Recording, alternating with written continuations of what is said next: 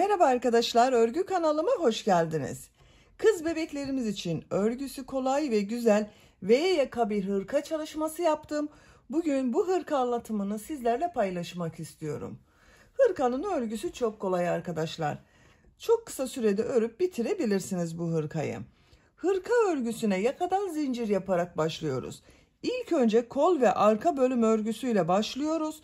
V yaka yaptığımız için bu ön bölümleri arttırmalar yaparak elde ediyoruz. Ben bugün hırka anlatımını 6 aylık bebek için yaptım. Bu ölçüde oldu arkadaşlar. Siz bu hırkayı 1-2 yaş arası bebek için yapacaksanız benimle aynı sayıda başlayabilirsiniz. Sadece bu arttırma sırasını benim yaptığımdan 2 sıra fazla yaparsanız hırka büyük olacaktır. 3 aylık bebek için yapmak istiyorsanız da benim yaptığımdan 1 veya 2 sıra eksik yaparsanız bu arttırma sırasını yaptığınız hırkanın ölçüsü küçük olacaktır arkadaşlar. Bakın, model olarak da çok kolay bir model. Yaka örgüsünün buraya bir tane düğme yaptım ben. İnci bir düğme dikmeyi tercih ettim. Siz istediğiniz gibi dikebilirsiniz bu düğmeyi. Açık olarak görelim. Bakın, hırkanın açık olarak görüntüsü bu şekilde. Çok güzel arkadaşlar ve dediğim gibi çok da kolay bir model. Bakın, kol örgüsünde aynı model devam ettim. Burada yaptığım gibi beyaz ile sık iğne çalışması yaptım kolda. Siz isterseniz burada bileklik bölümünde sık iğne çalışmaları yaparak daha dar da elde edebilirsiniz. Hırka örgüsünde iplik olarak pembe renk iplik kullanmayı tercih ettim. Siz bu hırka örgüsünde istediğiniz marka iplik ve renkleri kullanabilirsiniz arkadaşlar. İplik olarak 100 gram 320 metre yazan iplikten 1,5 adet iplik kullandım. Sizin elinizin sıklığına ve yapacak olduğunuz büyüklüğe göre 2 iplik de kullanabilirsiniz. Tığ olarak 5 numara 3 milimetre tığ kullandım. Hırka ölçülerini videonun sonunda söylüyorum arkadaşlar. Oradan bakabilirsiniz. İpliğe tığ hazırlayalım. Hep birlikte bu güzel V yakalı tığ işi hırkamızın örgüsüne başlayalım. Örgü kanalıma abone değilseniz abone olmayı unutmayın lütfen. Örgü kanalıma abone olmak ücretsiz. Örgü kanalıma ücretsiz abone olup orada bulunan zil şeklini dokunarak açık yaparsanız kanalıma video yüklediğim zaman ilk önce size bildirim gelir. Örgülerimden herkesten önce sizin haberiniz olur. İzlediğiniz videolarıma beğeni ve yorumlarınızı yaparsanız çok sevinirim arkadaşlar. Hepinize kolay gelsin. İyi çalışmalar. Örgüye yakadan zincir yaparak başlıyoruz. Zincir yapabilmek için ilk ilmeği ben bak bu şekilde yapıyorum. Size nasıl kolay geliyorsa ilk ilmeği öyle yapabilirsiniz. Zincirleri yapmaya başlıyorum. Çok sıkı olmayan zincirler yapıyorum arkadaşlar. Bak çok sıkı yapmıyorum zincirleri. 55 zincir yapalım. 55 zinciri yaptım. Çok sıkı yapmadım zincirleri arkadaşlar bakın. Bu 55 zincirin kaç santimetre olduğunu ölçüyorum. 21 santimetre zincir uzunluğu var. İnç olarak da ölçüyorum. 8 inci geçiyor bakın. Çok kısa gelebilir size arkadaşlar bu uzunluk. Bu zincirlerin içerisinde ön bölümler yok. Ön bölümleri arttırarak yapacağız. Kol ve arka bölümün zincirleri bunlar. Yarım trabzan yapıyoruz. Tığ üzerine iplik alıyorum. 2 ilmek atlıyorum. 1, 2, 3. ilmeğe yarım trabzan yapıyorum. 2 zincir yapıyorum. Arttırma yeri için 2 zincir yapıyorum. Bu yaptığım bak 2 ilmek atladığım bir yarım trabzan oluyor. Bir yarım trabzan da buraya yaptım. Burası ön bölüm. Tığ üzerine iplik alıyorum. Bu ilk ilmek içine kol bölümü için ilk yarım trabzanı yapıyorum. Kol için 14 yarım trabzan yapıyorum. 1 2, 3, 4,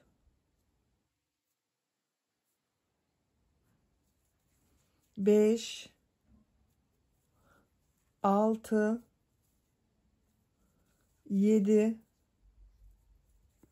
8, 9, 10, 11, 12, 13, 14. 14 yarım trabzanı yaptım.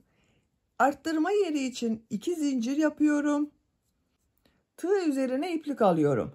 Arka bölüm için 22 yarım trabzan yapıyorum. İlk ilmek içine ilk yarım trabzanı yapıyorum. Bak bu şekilde yarım trabzanı bilmeyen arkadaşlar için gösteriyorum. Bakın şu şekilde tığ üzerine iplik alıyorum. Zincire tığ takıyorum. İlmek aldım. Çektim. Bak tığ üzerinde 3 ilmek var. İplik alıyorum. Hepsinin içinden bir defa da çekiyorum. Yarım trabzan oluyor. 1, 2 oldu. 3, 4, 5, 6, 7, 8, 9, 10, 11, 12, 13, 14, 15, 16, 17, 18, 19, 20, 21, 22. Arka bölüm için 22 yarım trabzan yaptım. Arttırma yeri için 2 zincir yapıyorum. Tığ üzerine iplik alıyorum. Kol bölümü için 14 yarım trabzan yapıyorum. Bu kolda bak buraya 14 yarım trabzan yaptım. Buraya da 14 yarım trabzan yapıyorum. İlk ilmeğe ilk trabzanı yapıyorum. 1, 2, 3, 4, 5, 6, 7, 8, 9, 10, 11, 12, 13, 14. 14 yarım trabzan yaptım. Arttırma yeri için 2 zincir yapıyorum. Bak burada bir zincir var. Bu zincirin üzerine 2 yarım trabzan yapıyorum. Bak aynı zincir üzerine 2 yarım trabzan yapıyorum. 1, 2. Bu da diğer ön bölüm. Sıra başında bak 2 yarım trabzan oldu. 1, 2. Sıra sonunda da 2 yarım trabzan yaptık ön bölüm için arkadaşlar. Bakın. Bu sırada yaka ayrımlarını yaptım. Ön bölümler için bak sıra başında 2 yarım trabzan, sıra sonunda 2 yarım trabzan oldu. Kol bölümleri için 14 yarım trabzan, arka bölüm için de 22 yarım trabzan yaptım. İkinci sıradayım. Bir zincir yapıyorum, örgüyü çeviriyorum. Tığ üzerine iplik alıyorum. Bu ilk ilmek içine 2 yarım trabzan yapıyorum. 1, aynı ilmeğe bir yarım trabzan daha yapıyorum. Bak arttırma yaptım burada. Bu ilmek üzerine bak bir yarım trabzan yapıyorum. Tığ üzerine iplik alıyorum. Bu arttırma yerine bir yarım trabzan, 2 zincir, bir yarım trabzan yapıyorum. Bak bu yarım trabzanı ön bölüm için yaptım. 2 zincir yapıyorum. Aynı zincir boşluğuna kol bölümü içinde bir yarım trabzan yapıyorum. Bak ön bölümde bir burada 2 arttırma yaptım. 1, 2, 3, 4 yarım trabzan var. Kol bölümünde 14 yarım trabzan vardı. Üzerine yarım trabzan yapıyorum. Bak bu bir yarım trabzan. 1, 2, 3,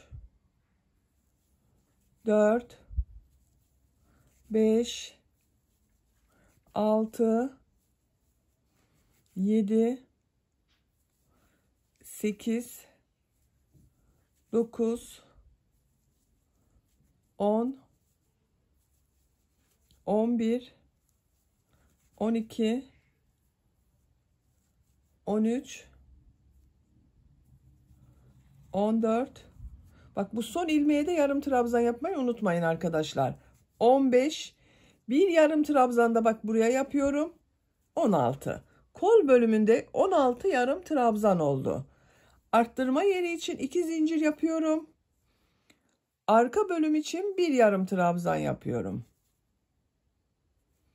Diğer ilmeklere yarım trabzan yaparak devam ediyorum. 22 yarım trabzan vardı arka bölümde.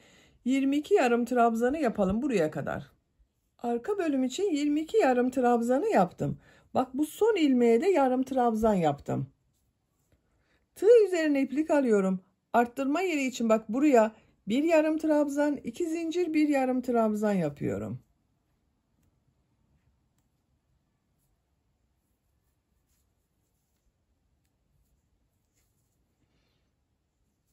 Kol bölümünde bulunan ilmekler üzerine yarım trabzan yaparak devam ediyorum. Bakın arkadaşlar, arttırma yerlerinde bir yarım trabzan, 2 zincir, bir yarım trabzan yapıyoruz. Diğer ilmekler üzerine birer defa trabzan yapıyoruz. Bu arttırma yerine kadar devam edelim. Arttırma yapacağım yere kadar kol bölümünde bak 14 yarım trabzanı yaptım. Arttırma yerine bir yarım trabzan, 2 zincir, bir yarım trabzan yapıyorum.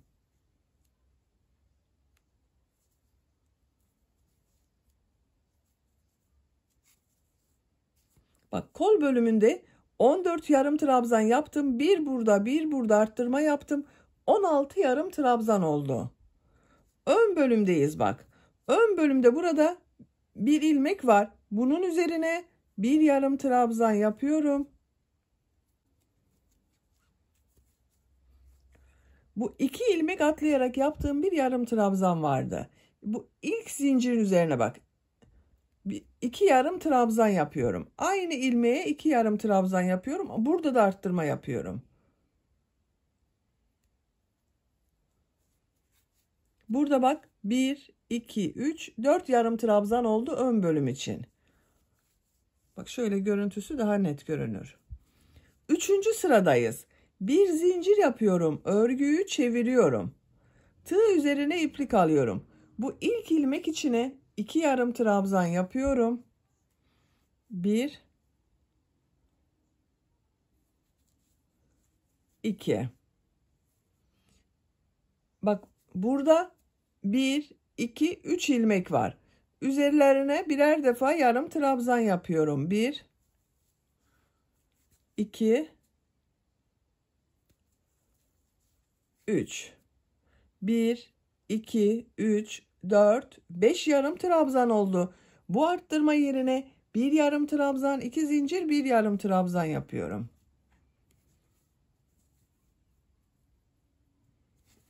Bak ön bölümde bu sırada 6 yarım trabzan oldu. 1, 2, 3, 4, 5, 6. Her sırada ön bölüm bir burada arttırma yapıyoruz. Bir burada arttırma yapıyoruz. 2 yarım trabzan artması olacak arkadaşlar. Kol bölümleri ve arka bölümlerde de ikişer ilmek arttırması olacak. Diğer ilmekler üzerine yarım trabzan yaparak devam ediyorum. Arttırma yerine kadar devam edelim. Arttırma yerine kadar yarım trabzanları yaptım. Bak bu son ilmek üzerine yarım trabzan yapmayı unutmayın arkadaşlar. Yoksa eksilme olur. Dediğim gibi her sırada her bölümden ikişer yarım trabzan artması olacak. Arada bir sayarsanız şaşırmamış olursunuz.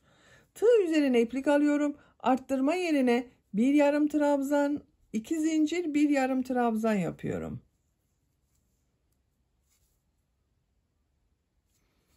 Diğer ilmeklere birer defa yarım trabzan yapıyorum. Bakın bu şekilde devam ediyor. Yarım trabzanları yapalım. Bu arttırma yerinde bir yarım trabzan, 2 zincir, bir yarım trabzan yapalım. Buraya kadar devam edelim. Ön bölümü ve kol bölümünü ayıran arttırma yerine kadar bakın yaptım ben arkadaşlar. Burada da bir yarım trabzan, 2 zincir, bir yarım trabzan yaptım. Bu arttırma yerine bir yarım trabzan, 2 zincir, bir yarım trabzan yapıyorum. Bak burada 1, 2, 3, 4 ilmek var. Bu 3 ilmek üzerine yarım trabzan yapıyorum. 1, 2, 3. Bu son ilmek üzerine 2 yarım trabzan yapıyorum. Arttırma yapıyorum. Ön bölümden bak burada da arttırma yapıyorum. 2, 4, 6 yarım trabzan oldu. 2 yarım trabzan ile başladım. İkinci sırada 4 yarım trabzan oldu. Üçüncü sırada 6 yarım trabzan oldu. Bir zincir yapıyorum. Örgüyü çeviriyorum. Dördüncü sıradayız. Tığ üzerine iplik alıyorum. Bu ilk bak ilmek üzerine 2 yarım trabzan yapıyorum. 1, 2. Diğer ilmeklere birer defa yarım trabzan yapıyorum. 1, 2, 3, 4. Bak bu ilmeğe de yarım trabzan yapmayı unutmayın arkadaşlar. Bak bu yarım trabzanın üzerinde bulunan ilmeklere de yarım trabzan yapıyoruz. Arttırma yerine bir yarım trabzan, 2 zincir, bir yarım trabzan yapıyorum.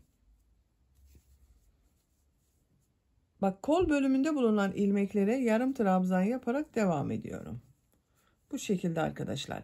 Yarım trabzan yaparak devam edelim. Arttırma yerlerinde bir yarım trabzan, 2 zincir, bir yarım trabzan yapalım. Sıra sonuna kadar tamamlayalım. Sıra sonuna kadar tamamladım. Sıra sonunda bulunan bak bu son ilmek üzerine 2 yarım trabzan yapıyorum.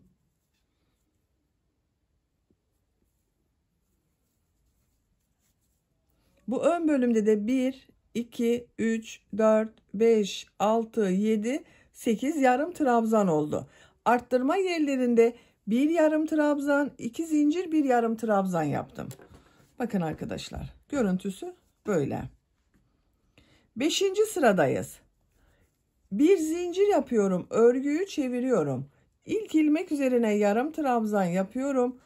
Aynı ilmeğe bir yarım trabzan daha yapıyorum. 2 yarım trabzan oldu. Diğer ilmeklere birer defa yarım trabzan yapıyorum.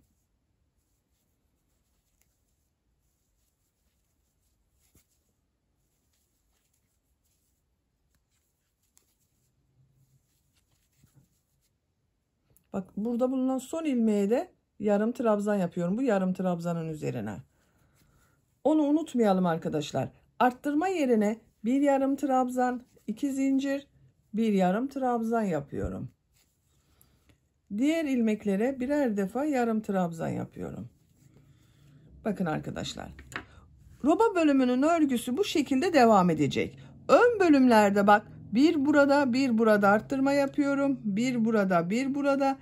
Diğer yerlerde de aynı şekilde bak bir burada bir burada burada burada burada burada. 1, 2, 3, 4, 5, 6 yerde arttırma yapıyoruz. Şöyle katlıyorum bak. Görüntüsü böyle oluyor. Diğer tarafı da düzgünce katlıyorum. Roba bölümünün örgüsü bu şekilde devam edecek. 6 yerden arttırmalar yaparak yapacak olduğunuz bebeğin büyüklüğüne başlama sayınıza göre istediğiniz kadar sıra sayısı yapabilirsiniz arkadaşlar. Bu 2 ön bölüm birleşesiye kadar bak. Burada bulunan 2 ön bölüm burada birleşesiye kadar arttırma yerlerinde arttırmaları yaparak tamamlayalım gelelim.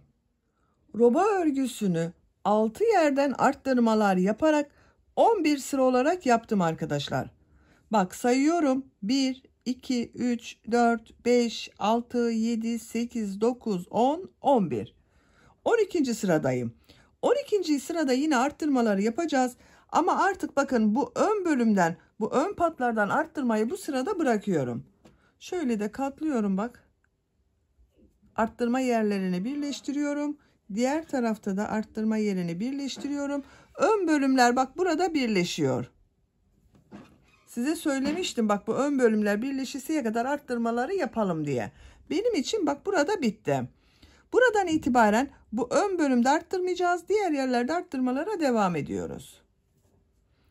12. sıradayım. Bir zincir yapıyorum. Örgüyü çeviriyorum. İlk ilmek üzerine bir yarım trabzan yapıyorum. Bak 2 yarım trabzan yapmadım. Diğer ilmeklere de birer defa yarım trabzan yapıyorum. Arttırma yerine kadar devam edelim. Arttırma yapacağım yere kadar yarım trabzanları yaptım. Bakın burada arttırmayı yapıyorum arkadaşlar. Bir yarım trabzan, 2 zincir, bir yarım trabzan yapıyorum.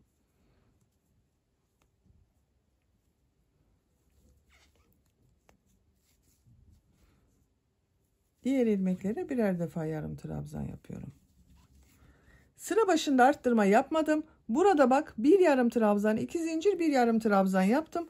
Burada ve burada arttırma yaparak sıra sonuna kadar devam edelim.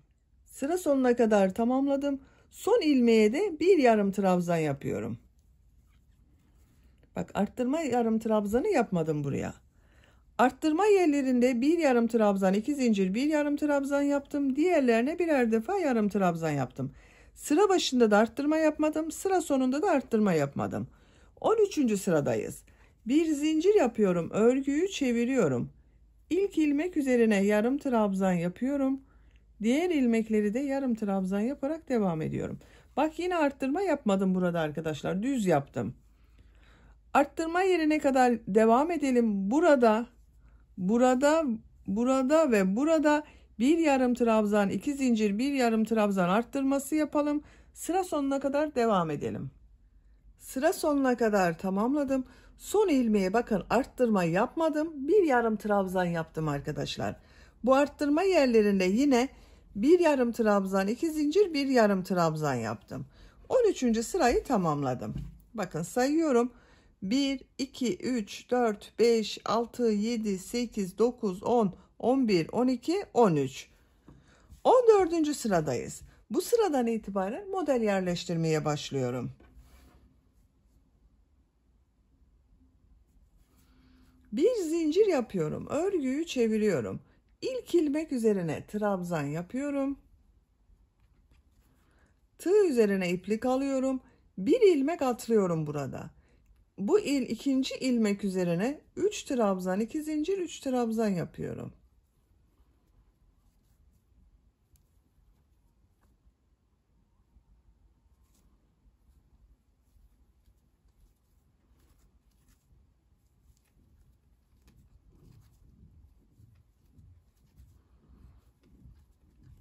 Aynı ilmeğe 3 trabzan, 2 zincir, 3 trabzan yaptım.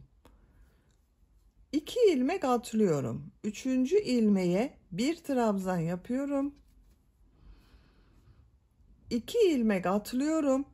3. ilmeğe 3 trabzan, 2 zincir, 3 trabzan yapıyorum.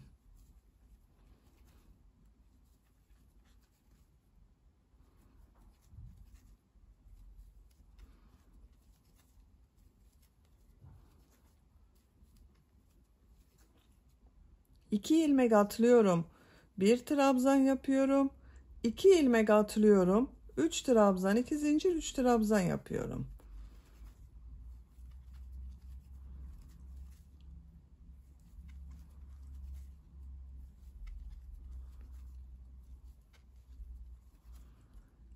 İki ilmek atlıyorum. 1 trabzan yapıyorum. 2 ilmek atlıyorum. 3 trabzan, 2 zincir, 3 trabzan yapıyorum.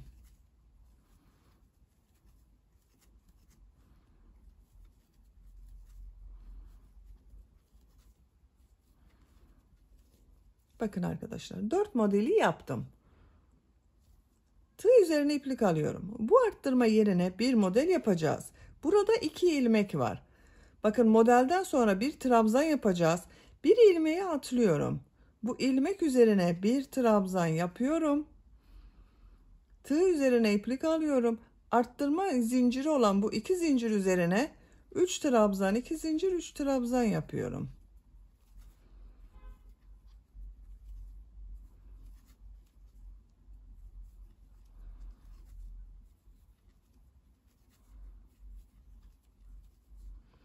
Bakın buraya 3 trabzan, 2 zincir, 3 trabzan yaptım. 2 ilmek atlıyorum, 1 trabzan yapıyorum. 2 ilmek atlıyorum, 3 trabzan, 2 zincir, 3 trabzan yapıyorum.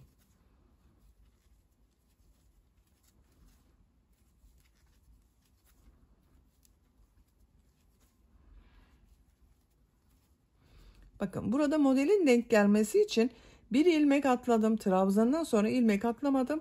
Bu 2 zincir üzerine 3 trabzan, 2 zincir, 3 trabzan yaptım. Arttırma yaptığımız buraya kadar modelleri yaparak devam edelim. Arttırma yapacağım yere kadar modelleri yaptım. Bakın görüntü böyle oldu. Tığ üzerine iplik alıyorum. Burada bir ilmek var arkadaşlar. Bu bir ilmeği atlıyorum. Bu arttırma yerine burada bir trabzan yapıyorum. Bakın burada model yaptım. Burada trabzan yapıyorum arttırma yerine. Tığ üzerine iplik alıyorum. 2 ilmek atlıyorum. 3 trabzan, 2 zincir, 3 trabzan yapıyorum.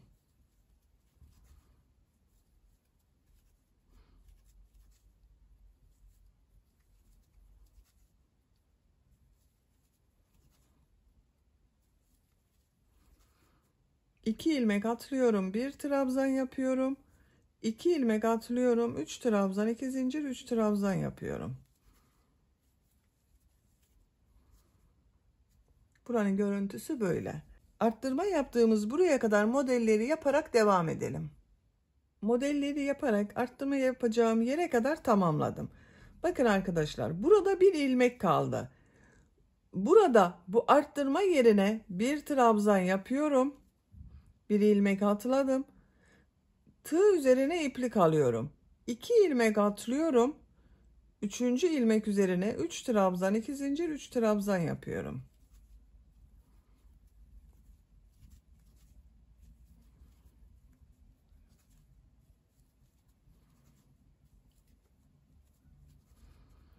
İki ilmek atlıyorum, bir trabzan yapıyorum. 2 ilmek atlıyorum, 3 trabzan, 2 zincir, 3 trabzan yapıyorum. Bakın model devam ediyor. Burada yaptığımız gibi bakın arttırma yerine bir trabzan yaptım. Bu arttırma yerine kadar devam edelim. Arttırma yaptığım yere kadar modelleri yaptım. Buraya bir trabzan yaptım arkadaşlar. Bakın burada bir ilmek var. Bu ilmeği atlıyorum. Arttırma yaptığım bu 2 zincir üzerine 3 trabzan, 2 zincir, 3 trabzan yapıyorum.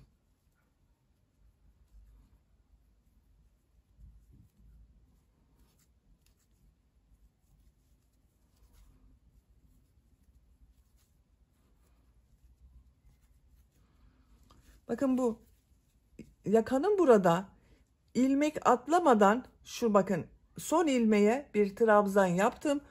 Bu ön bölümde de aynı şekilde yapıyorum. Bakın modelden sonra bu ilk ilmek üzerine bir trabzan yapıyorum. Tığ üzerine iplik alıyorum.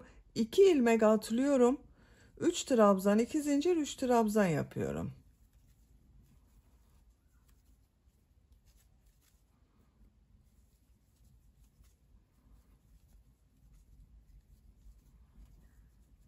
İki ilmek atlıyorum, bir trabzan yapıyorum.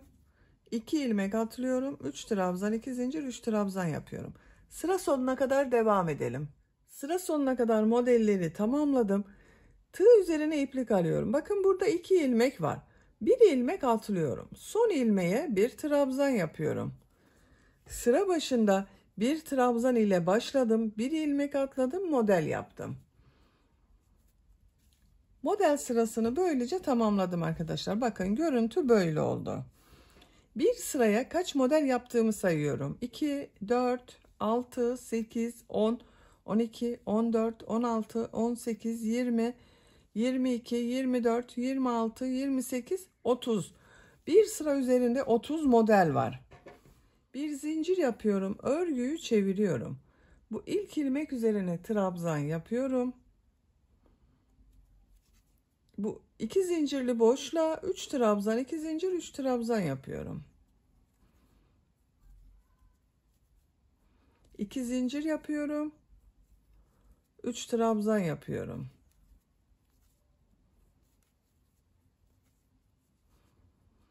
Tığ üzerine iplik alıyorum. Bu bir trabzan üzerine bir trabzan yapıyorum. Model üzerine 3 trabzan, 2 zincir, 3 trabzan yapıyorum.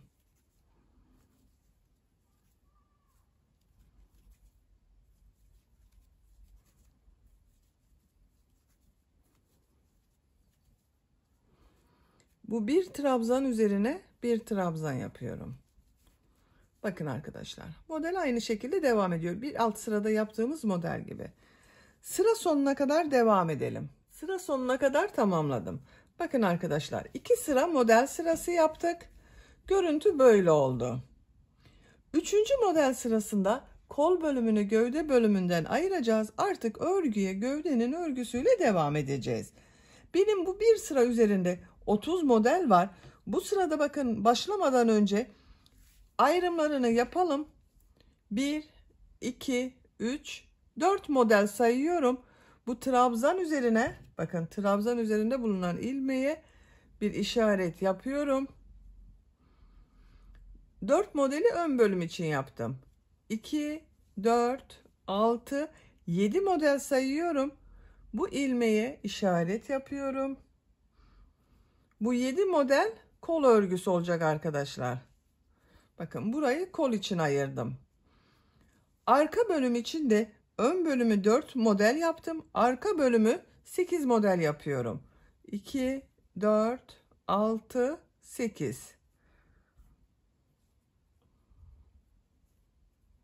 İşaret yapıyorum. Kol için 7 model sayıyorum.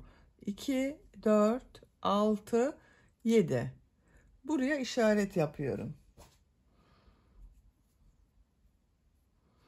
Ön bölüm içinde 4 model var bakın burada. Benim yaptığım sayıya göre böyle denk geldi arkadaşlar. Siz farklı sayıda model elde ettiyseniz ön bölüm arka bölümle eşit olacak. 2 ön bölümün toplamı arka bölüm olacak arkadaşlar. Ona göre ayırma yapabilirsiniz. Bir zincir yapıyorum. Örgüyü çeviriyorum. İlk ilmek üzerine trabzan yapıyorum. Model üzerine 3 trabzan, 2 zincir, 3 trabzan yapıyorum.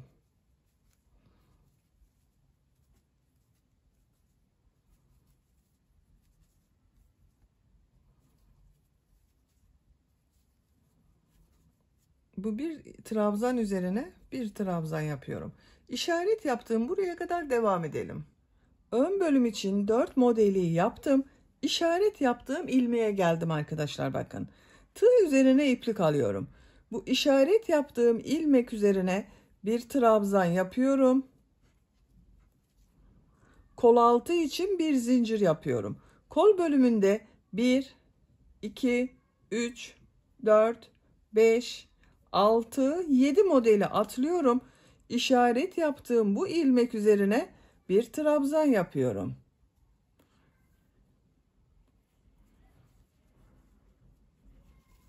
Bakın, kol altında bir zincir yaptım. Ön ve arka bölümü birleştirdim. Tığ üzerine iplik alıyorum. Model üzerine 3 trabzan, 2 zincir, 3 trabzan yapıyorum.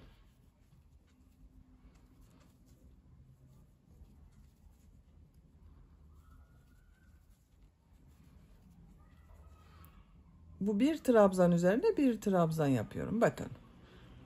Diğer kol altını yapmak için bu işaret yaptığımız yere kadar devam edelim. Bu işaret yaptığım yere kadar modelleri yaptım. 1, 2, 3, 4, 5, 6, 7, 8 model var. Tığ üzerine iplik alıyorum. Bu işaret yaptığım ilmeğe bir trabzan yapıyorum. Bakın, trabzan üzerine trabzan yaptım. Bir zincir yapıyorum kol altı için. Kolda bulunan bakın 1, 2, 3, 4, 5, 6, 7 modeli atlıyorum. Bu işaret yaptığım ilmeğe bir trabzan yapıyorum. Bakın, ön ve arka bölümü birleştirdik. Bir zincir yaptım burada. Tığ üzerine iplik alıyorum. 3 trabzan, 2 zincir, 3 trabzan yapıyorum.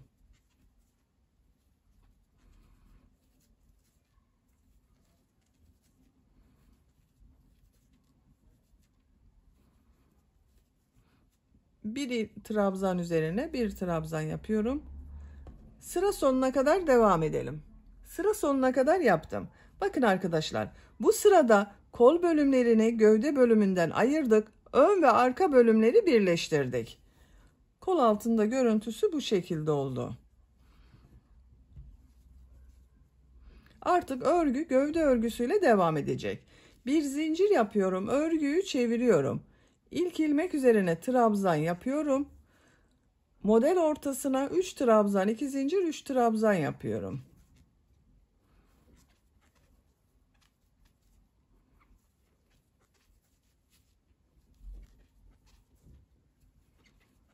Bir trabzan üzerine bir trabzan yapıyorum. Bu kol altını yaptığımız yere kadar devam edelim. Kol altına kadar modelleri yaptım. 4 modeli yaptım. Bakın aralarda birer trabzan yaptım. Kol altını olduğu yerdeyim. Tığ üzerine iplik alıyorum. Bu bir trabzan üzerine bir trabzan yapıyorum. Tığ üzerine iplik alıyorum. Kol altında yaptığım bu bir zincir üzerine 3 trabzan, 2 zincir, 3 trabzan yapıyorum. Buraya bir model yapıyoruz bakın.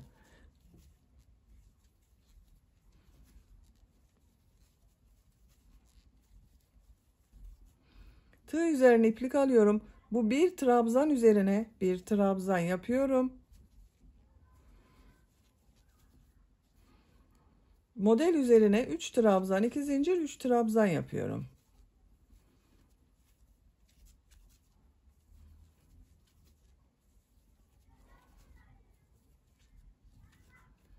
Bakın arkadaşlar, kol altında bir model arttırma yaptık. Diğer kol altını yapacağımız buraya kadar devam edelim. Buraya kadar modelleri yaptım. Tığ üzerine iplik alıyorum. Bakın burada bir trabzan var. Trabzan üzerine bir trabzan yapıyorum. Bak modelden sonra bir trabzan yaptım. Tığ üzerine iplik alıyorum. Kol altında yaptığım bu bir zincir üzerine 3 trabzan, 2 zincir, 3 trabzan yapıyorum.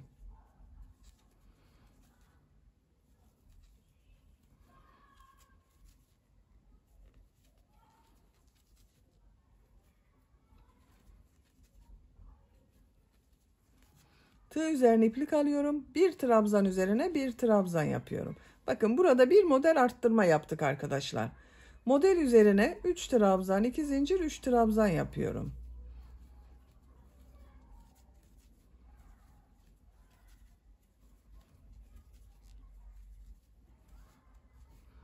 Bir trabzan yapalım, modelleri yapalım. Sıra sonuna kadar devam edelim. Sıra sonuna kadar tamamladım. Son ilmek üzerine bir trabzan yaptım. Bir zincir yapıyorum. Örgüyü çeviriyorum. İlk ilmek üzerine trabzan yapıyorum. Model ortasında bulunan 2 zincir üzerine 3 trabzan, 2 zincir, 3 trabzan yapıyorum.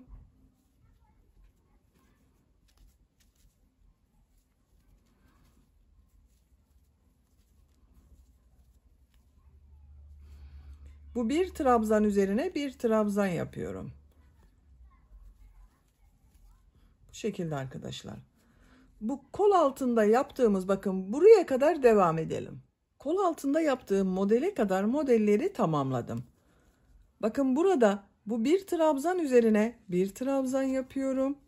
Kol altında yaptığım model üzerine 3 trabzan, 2 zincir, 3 trabzan yapıyorum.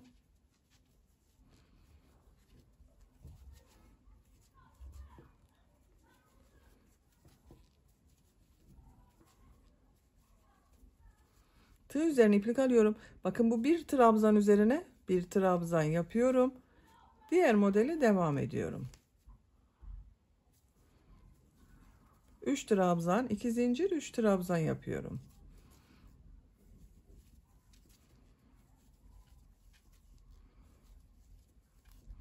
Bakın arkadaşlar, kol altının görüntüsü böyle oldu. Burada bir model arttırması yaptık. Bir sıraya kaç model yaptığımı sayıyorum. 1, 2, 3, 4, 5, 6, 7, 8, 9, 10, 11, 12, 13, 14, 15, 16, 17, 18 model var benim bir sıra üzerinde arkadaşlar. Gövde bölümünün örgüsü bu şekilde devam edecek. Bu 18 modeliyle devam edeceğiz. Yapacak olduğunuz çocuğun büyüklüğüne ve tercihinize göre model sırasını tekrarlayarak tamamlayalım. Gövde örgüsünü yapacağım ölçüye göre ben tamamladım. İpliği burada kestim. Kaç sıra model yaptığımı sayıyorum. Kol altından sayıyorum arkadaşlar. 1, 2, 3, 4, 5, 6, 7, 8, 9, 10, 11, 12, 13, 14, 15, 16 model sırası yaptım kol altından itibaren. Bakın bu şekilde oldu. Santimetre olarak ölçüyorum. 19 santimetre yükseklik var. Benim yapacağım ölçü için bu yeterli. Şimdi ön patlarda pıtırcık modelleri yapıyorum. Pıtırcık modellerini için beyaz renkli iplik kullanıyorum. Siz isterseniz kendi rengiyle veya farklı renkler tercih edebilirsiniz. Diğer uçtan başlıyorum. Bakın ön pattan başlıyorum. Buradan ilk ilmekten bir ilmek yapıyorum. 2 zincir yapıyorum. 1, 2. Aynı ilmeğe sık iğne yapıyorum. Bakın bunu atlıyorum. Bu ilmek üzerine bir sık iğne, 2 zincir, bir sık iğne yapıyorum.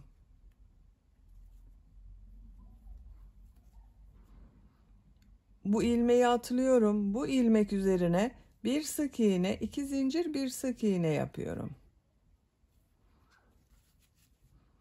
Bakın bu boşluğu atlıyorum. Bu ilmek üzerine bir sık iğne, 2 zincir, bir sık iğne yapıyorum. Bu şekilde pıtırcık modelleri yapıyorum. Bu yaka ve yakayı bitirdiğimiz modele başladığımız yere kadar devam edelim. Pıtırcık modellerini yaparak bakın buraya kadar tamamladım. Görüntüsü böyle. Buraya düğme iliği yapmak istiyorum bir tane. Siz isterseniz bağlamalı olarak da yapacaksanız pıtırcık olarak devam edebilirsiniz. Bir ilmek atlıyorum. Bu ilmek içine bir sık iğne yapıyorum. Düğme iliği için 6 zincir yapıyorum. 1, 2, 3, 4, 5, 6. Aynı ilmek içine sık iğne yapıyorum. Bu ilmeği atlıyorum. İkinci ilmeğe pıtırcık yapmak için bir sık iğne, 2 zincir, bir sık iğne yapıyorum. Bir ilmek atlıyorum. Bir sık iğne, 2 zincir, bir sık iğne yapıyorum. Burada yaptığım gibi pıtırcıkları devam ediyorum. Bakın düğme iliğini yaptım. Pıtırcık modelleri yaparak yaka çevresinde devam edelim. Diğer ön patta da pıtırcıkları yapalım. Buraya kadar devam edelim arkadaşlar. Pıtırcık modelleri yaparak buraya kadar tamamladım. Bakın diğer ön patta da pıtırcık modellerini yaptım. Yaka çevresinde de pıtırcık modelleri yaptım. Bu etek ucunda olan modeller üzerine de sık iğne yapıyorum arkadaşlar. Siz isterseniz pıtırcıkla devam edebilirsiniz. İlmekler üzerine birer defa sık iğne yapıyorum. Bu 2 zincirli boşluğa 3 sık iğne yapıyorum. İlmekler üzerine bir sık iğne yapıyorum. Bu bir trabzan üzerine bir sık iğne yapıyorum. İlmekler üzerine bir sık iğne yapıyorum.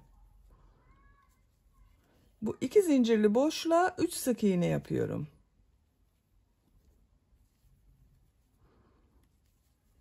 Bakın bu şekilde görüntü elde ediyoruz. Bu sıra sonuna kadar devam edelim. Sıra sonuna kadar tamamladım. Son ilmeği ön patta yaptığım bu ilmek ile ilmek kaydırma yaparak birleştiriyorum. İpliği kesiyorum. İlmek içinden çekiyorum arkadaşlar. Bakın ben kestim. Bu şekilde oldu. Bakın sık iğne yaptığımız yerin görüntüsü böyle. Dalga dalga görünüyor. Hırkanın gövde örgüsünü tamamladım. Şimdi kol örgüsünü yapalım. Bakın ben kol örgüsünün birisini hazırladım. Diğer kol örgüsünü sizinle yapalım. Her iki kol aynı şekilde oluyor arkadaşlar. Pembe renkli iplik ile kol altından başlıyorum. Bu kol altında bulunan ilmeğe iplik bağlıyorum.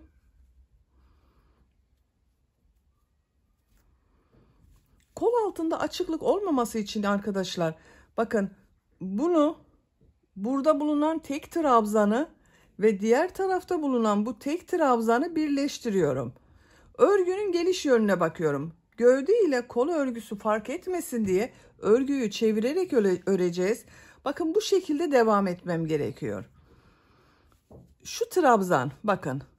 Bu trabzana tığ takıyorum. Bu ilmek yaptığım trabzana tığ takıyorum ilmeğe. Buna da bakın. Burada bulunan trabzana da taktım. İplik alıyorum, bir ilmek yapıyorum. Burayı bakın birleştirdim. Boşluk oluşmasın diye. 3 zincir yapıyorum. Tığ üzerine iplik alıyorum. Bu model ortasına 3 trabzan, 2 zincir, 3 trabzan yapıyorum.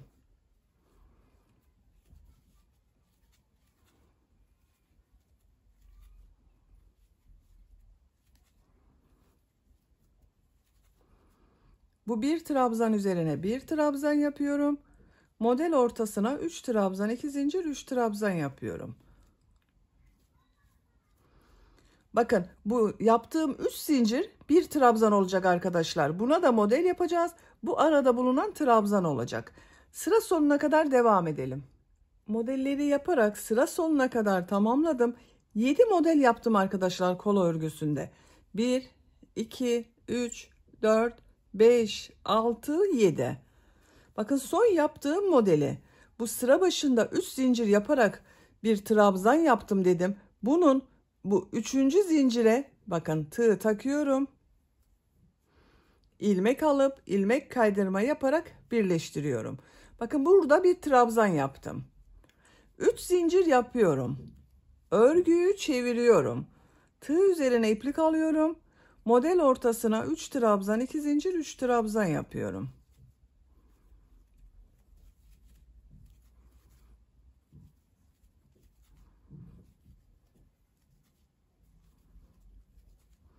Bir trabzan üzerine bir trabzan yapıyorum. Model ortasına 3 trabzan, 2 zincir, 3 trabzan yapıyorum. Sıra sonuna kadar devam edelim. Burayı tekrar göstermek istiyorum arkadaşlar. İlmek kaydırma yaparak yaptığımız yeri bir daha göstermek istiyorum. Sıra sonuna kadar devam edelim. Sıra sonuna kadar tamamladım. Son modeli burada yaptığım 3 zincirin 3. zincir ile ilmek kaydırma yaparak birleştiriyorum. 3 zincir yapıyorum. Örgüyü çeviriyorum. 2 zincir üzerine 3 trabzan, 2 zincir, 3 trabzan yapıyorum.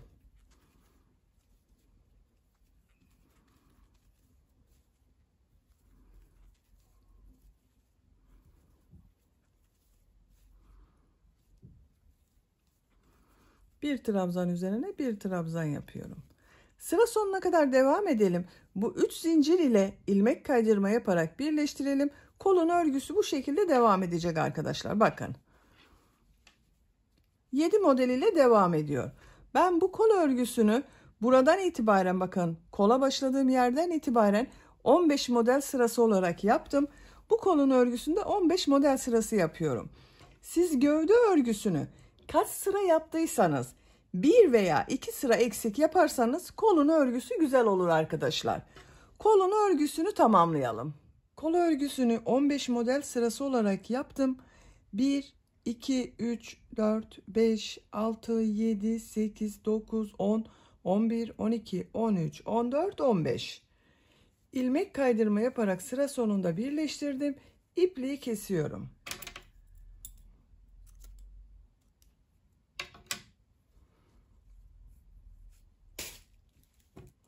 Bakın arkadaşlar. Kolun örgüsü bu şekilde oldu. Çok güzel oldu. Bu kol örgüsünde bir sıra sık iğne yaptım. Burada yaptığımız gibi bu kolda da onu yapıyoruz. Bu ilmekten bir ilmek yapıyorum.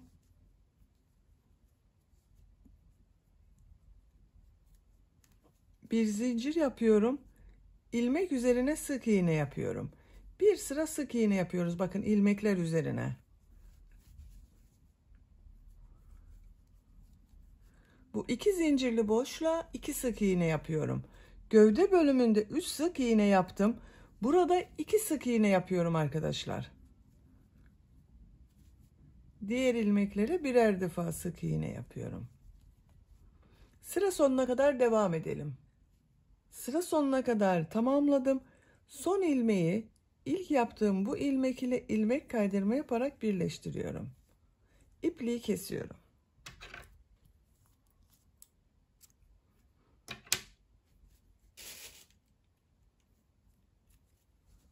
Bakın arkadaşlar, kol ucu bu şekilde oldu.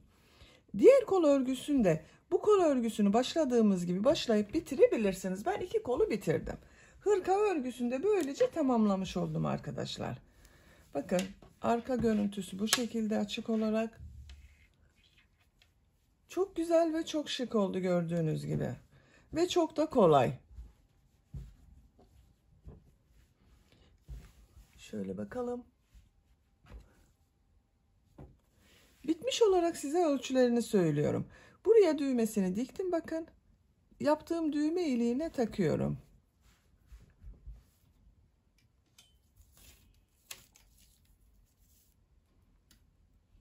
Kol altından gövde genişliği 25 santimetre. Yüksekliğini ölçüyorum. Kol altından yükseklik 19 santimetre. Omuzdan tam yüksekliğini ölçüyorum. 31 santimetre. Kol yüksekliğini ölçüyorum. Omuzdan tam yükseklik 27 santimetre. Kol altından yüksekliği ölçüyorum. 16 santimetre. Ben bugün bu hırkayı 6 aylık bir bebek için yaptım. 6-12 aylık bebek için uygun bir ölçü arkadaşlar. Beni dinlediğiniz ve izlediğiniz için hepinize çok teşekkür ederim. Örgü kanalıma abone değilseniz abone olmayı unutmayın lütfen. Örgü kanalıma abone olmak ücretsiz. Örgü kanalıma ücretsiz abone olup orada bulunan zil şeklini dokunarak açık yaparsanız kanalıma video yüklediğim zaman ilk önce size bildirim gelir. Örgülerimden herkesten önce sizin haberiniz olur. İzlediğiniz videolarıma beğeni ve yorumlarınızı yaparsanız çok sevinirim arkadaşlar. Sizlerle yeni örgülerde görüşmek dileğiyle. Hoşça kalın, sevgiyle kalın.